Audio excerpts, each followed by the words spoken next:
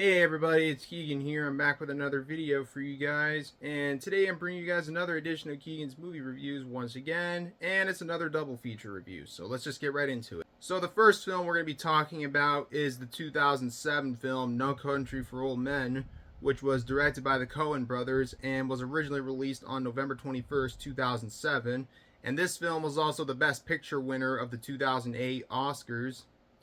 Now, this film is based on Cormac McCarthy's 2005 novel of the same name, which I actually remember reading the novel it was based on a long time ago when I was in high school. My high school's library had a copy of it, and I read it from there, and I remember really enjoying it. And I've actually seen this movie before 3 times now. I remember the first time I watched it, I was 14, and I remember really enjoying it. And recently, I watched it again on Friday at my local theater that was doing a screening of it. And yeah, it was a really nice experience seeing it in theaters. And I personally think this film deserved winning Best Picture. Anyways, let's just get into the story of the film.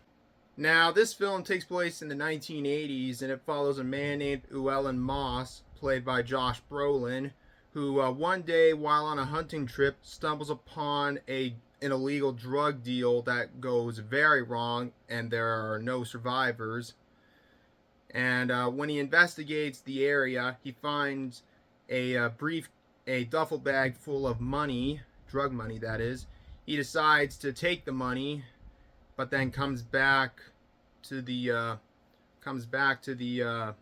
scene later on in the evening because he sees someone who was alive at the shooting, but then he comes back and finds out the man is dead. He then realizes he's being pursued by the cartel who wants the money back, and a hitman played by Javier Bardem who's after him. So basically, Llewellyn is running away from the cartel and the hitman who are out to kill him. Meanwhile, a county sheriff who is looking into what happened during the drug bust is trying to protect Llewellyn from the cartel and the hitman. And without giving away too much, that's basically the story of the film in a nutshell. I must say, after watching the film a third time, I've come to the conclusion that this film is a masterpiece. I thought the film was great the first 2 times I watched it, but after watching it a third time, I've come to the conclusion that it's a masterpiece. And it definitely deserved winning Best Picture at the Academy Awards back in '08, and rightfully so. Now, this film is a lot different than any of the other films the Coen brothers have done over the years. It's much more darker and more gritty than anything they've done before and since its release. And the performances in this film are all well done. Everyone in this film did great.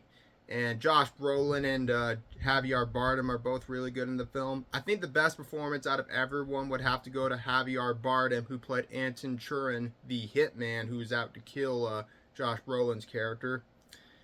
And he's just a psychopath who feels no remorse and clearly has no conscience. And it's fairly violent. It's bloody at times, and it just keeps you on the edge of your seat, man. Even though I've seen the film 3 times now, it still gives me the chills. Even though you already know what's going to happen if you've seen the film more than once, but yeah, it's a very well done film, and in my opinion, it's the Coen brothers' best film they've ever done. And seeing it on the big screen was definitely quite an experience. Even though I didn't see the film in theaters when it came out in 2007, I would have been 6 years old when it came out.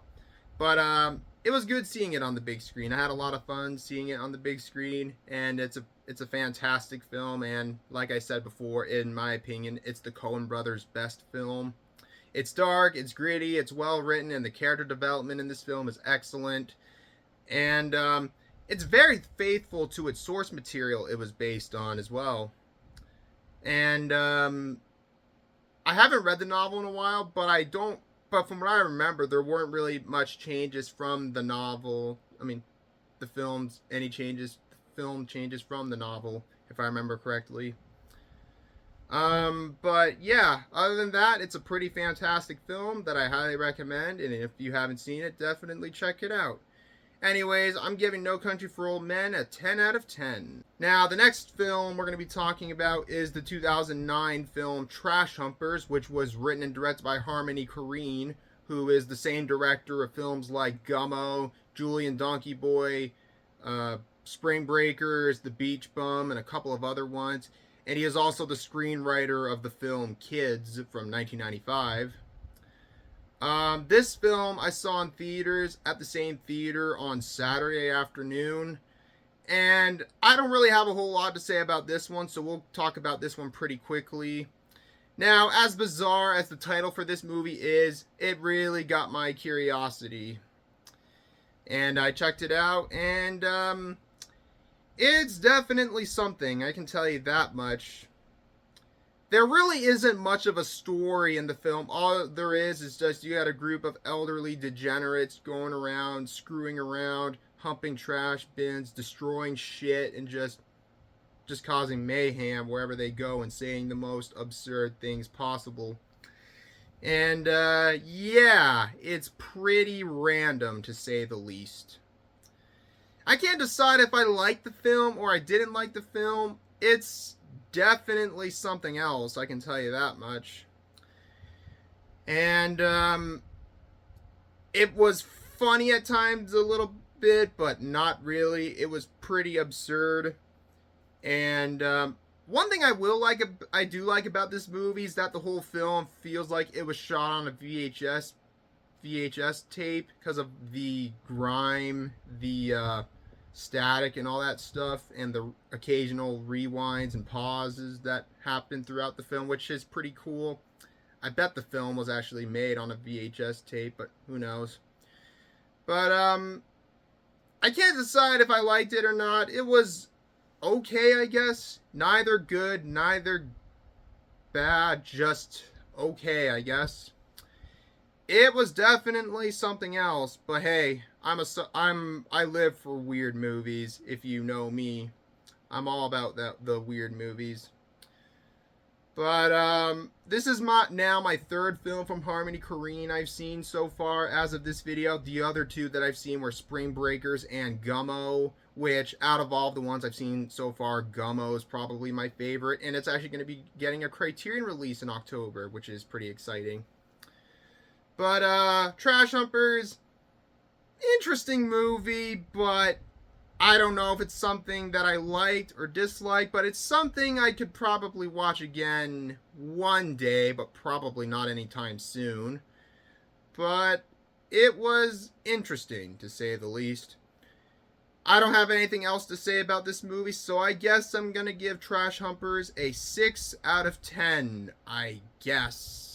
Alright guys, that's going to be it for this video. Thanks so much for watching. As always, if you enjoyed, feel free to leave a like, comment below, subscribe for more videos like this, and turn on notifications and share the video. More videos will be coming out soon, so stay tuned.